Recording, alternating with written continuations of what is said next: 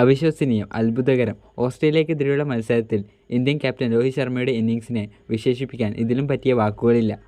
സ്പിന്നർമാരെയും പേസർമാരെയും ഒരേ ലാഘവത്തോടെ നേരിട്ട രോഹിത്തിൻ്റെ ഇന്നിംഗ്സാണ് മത്സരത്തിൽ ഇന്ത്യയുടെ വിജയം ഉറപ്പാക്കിയത്. ടൂർണമെൻറ്റിൽ ഉടനീളം തൻ്റെ ക്യാപ്റ്റൻസി മികവിലൂടെയാണ് രോഹിത് ശ്രദ്ധിക്കപ്പെട്ടതെങ്കിൽ ബാറ്റർ എന്ന നിലയിൽ അവസരത്തിനൊത്തുയർന്ന മത്സരമായിരുന്നു ഓസ്ട്രേലിയക്കെതിരെ നടന്നത്. ഇതിനോടൊപ്പം ഇന്ത്യൻ ടീമിൻ്റെ ഫീൽഡിംഗ് നിലവാരവും എടുത്തു പറയേണ്ടതാണ്. മിച്ചൽ മാർഷിനെ പുറത്താക്കിയ അക്സർ പട്ടേലിൻ്റെ അവിശ്വസനീയ ക്യാച്ചാണ് മത്സരത്തിൻ്റെ ഗതി തിരിച്ചത്. കുൽദീപ് യാദവ് എത്ര മികച്ച ബാറ്ററെയും വെള്ളം കുടിപ്പിക്കുമെന്ന് ഒരിക്കൽ കൂടി വ്യക്തമാക്കി. ഓപ്പണിങ്ങിൽ തുടർച്ചയായി പരാജയപ്പെടുന്ന വിരാട് കോഹ്ലിയെ മധ്യനിരയിലേക്ക് കൊണ്ടുവന്ന് യശസ്വി ജയ്സ്വാളിനെ ഓപ്പണറായി പരീക്ഷിക്കാവുന്നതാണ്. തുടർ വിജയങ്ങൾക്കിടയിലും ടീമിൽ ആവശ്യമായ മാറ്റങ്ങൾ വരുത്താൻ മടിക്കേണ്ടതില്ല.